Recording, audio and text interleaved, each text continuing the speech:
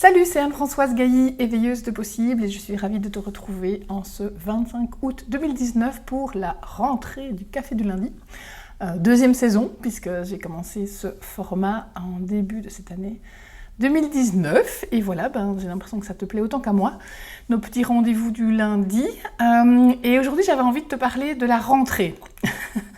Alors, on est finalement des êtres de cycle, parce qu'on célèbre, d'abord on utilise un calendrier, tu sais que moi je suis assez branchée aussi sur les cycles de la lune, on a aussi des cycles du genre anniversaire, on a les saisons, on a l'année civile, le nouvel an, mais voilà, dans nos cultures, la rentrée de septembre est aussi un moment qui signe le début d'un nouveau cycle.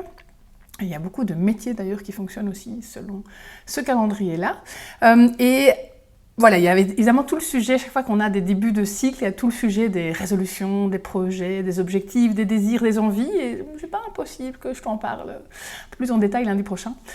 Mais aujourd'hui, j'avais envie de te parler d'un ingrédient qui se trouve entre le début de cycle et le début de cycle, c'est-à-dire entre le moment où tu sens bien qu'il y a un nouveau morceau qui commence avec toutes les opportunités de pouvoir faire autrement, donc faire des choses qui te satisfont plus, qui correspondent plus à ce que tu souhaites, que ce soit dans tes comportements, dans tes activités, dans tes relations, dans tes espaces. Et cette idée qui précède la mise en place de nouvelles choses, nouveaux désirs, nouveaux projets, nouvelles résolutions, c'est l'idée justement de faire de la place. Moi, je suis revenue de vacances hier soir, avec effectivement une série de souhaits, une série de clarté aussi. Tu sais, quand tu prends du recul et que tu fais autrement autre chose, tu changes d'air, dans tous les sens du terme, moi en tout cas, ça m'apporte l'inspiration et de la clarté.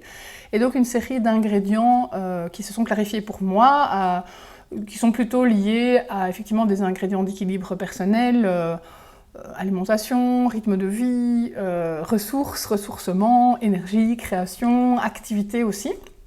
Mais je me suis rendu compte, et c'était très littéral, en retrouvant mon appartement hier soir, appartement où j'ai pas beaucoup été depuis un peu plus d'un mois, parce que je suis jamais autant partie en vacances que cette année-ci, donc depuis mi-juillet, j'étais quasiment pas chez moi. Et en retrouvant mon appartement, vraiment l'idée littéralement de l'espace dans lequel peuvent se dérouler toutes les choses que j'ai envie de réaliser. Puisqu'en plus, moi, dans un même espace, j'ai mon bureau, mon espace bureau, mon espace cuisine, mon espace méditation, mon espace yoga. Tout ça se trouve littéralement dans la même pièce. Et donc voilà, je suis revenue avec la conviction que la première étape avant de mettre en place ce que je voulais, c'était de faire de la place. Alors je sais qu'on utilise souvent le mot ranger, qui est tout de suite beaucoup moins sympathique, mais j'insiste vraiment sur cette idée de faire de la place. C'est à la fois dégager. Donc la première idée de faire de la place, c'est que l'espace, ou le temps, ou l'espace à l'intérieur de toi, parce que finalement c'est les trois choses, sont déjà pleins en fait. Plein de pensées, plein d'actions, plein de rendez-vous ou plein d'objets. Selon qu'il s'agit de toi, de ton agenda ou de ton espace. Et donc faire de la place, il y a une idée de tri, il y a une idée d'arranger les choses pour pouvoir accueillir le nouveau. Alors si on prend le premier niveau qui est l'espace, c'est effectivement pouvoir dégager, ranger, aménager pour que les choses soient prêtes à accueillir ton activité, ton action ou ton petit rendez-vous, ta petite routine de la journée. Et pour moi, faire de la place va se faire en 3 temps. Et je te propose un petit rituel en 3 temps, une petite méthodologie en 3 temps. Tu détermines l'espace que tu veux aménager ou préparer. Par exemple, moi je peux prendre ma zone bureau, je peux prendre ma zone méditation ou ma zone cuisine. C'est les 3 espaces en tout cas qui vont y passer cette semaine. Et la première chose que je te propose, c'est vider. Voilà, vider tout. Parce que vider tout, ça va te permettre 2 choses. Ça va te permettre d'avoir vraiment une vue générale sur tout ce que tu possèdes, puisqu'ici on est au sens littéral des objets et des espaces. Ça va permettre aussi une espèce de reset de l'énergie, parce que l'idée c'est que quand tu as tout vidé, c'est de tout nettoyer, d'aller prendre vraiment les poussières au fond des armoires, en dessous des planches, derrière les meubles, etc., les endroits où on ne va jamais. En Feng Shui, c'est très bon, ça fait circuler l'énergie et ça reset et ça prépare pour le nouveau, tu sais, comme un agriculteur qui irait labourer, nettoyer, dégager les cailloux de sa terre pour pouvoir planter des nouvelles choses. Ok ? Donc, vider, nettoyer. Deuxième étape, c'est trier.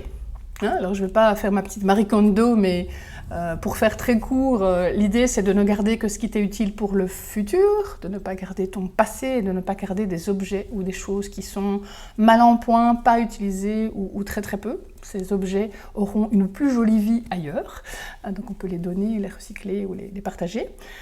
Et donc ne faire re-rentrer dans tes espaces que les objets qui vont accompagner cette nouvelle saison de vie. Mais vraiment, je t'invite à te mettre dans cette idée de quoi est-ce que j'ai besoin pour mon futur. Je n'emmène pas mes cerveaux mon passé avec moi.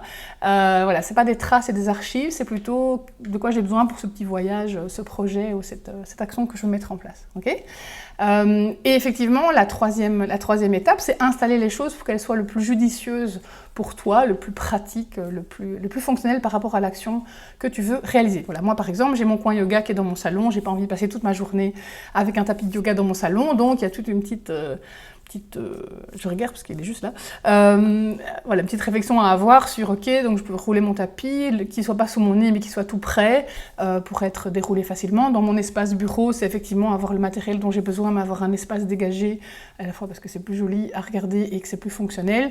Et dans la cuisine aussi, je suis en train de réfléchir à des espaces pour que cuisiner soit plus pratique, facile et que l'invitation soit là, voilà, et que ça se fasse avec plus de chance. Ça, c'est mes trois désirs de rentrée. Alors là, je t'ai parlé de l'espace au sens propre du terme, mais en fait, la démarche est identique sur le temps, même si je sais que c'est un petit peu plus ardu. C'est finalement faire la même chose avec ton agenda. Tu vois, on pourrait dire, on prend l'agenda, on le vide, en tout cas, on verse tout ce qu'il y a dedans, on dégage un peu et on y remet les choses et uniquement celles qui te plaisent ou qui te conviennent selon ton rythme de vie, tes contraintes et tes activités actuelles. Voilà, on pourrait faire tout un sujet sur le temps. J'ai un programme entier sur ce sujet-là, si ça t'intéresse. Et en fait, tu peux aussi avoir cette même réflexion-là, c'est un petit peu plus métaphorique, mais avec toi-même, c'est-à-dire faire de la place en toi aussi, pour ce qui compte pour toi, donc dégager les choses dont tu n'as pas besoin. Là, il y aura des croyances, des pensées, des discours ou des manières de fonctionner, ou un état aussi, tu sais, dégager un peu le stress pour faire plus de place pour la sérénité, la créativité, l'inspiration.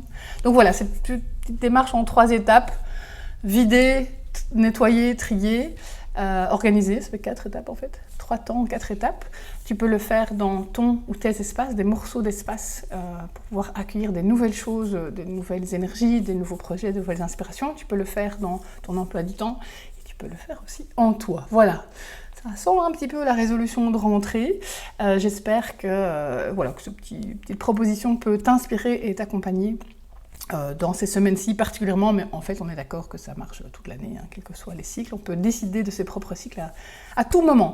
Comme d'habitude, laisse-moi en commentaire tes partages, tes inspirations, tes réalisations, pourquoi pas des petites photos avant-après, je trouve ça toujours tellement gai, c'est tellement satisfying, comme dirait ma fille, de voir, tu sais, cette harmonie, et puis c'est gai de s'encourager les uns les autres aussi dans ce genre de démarche-là.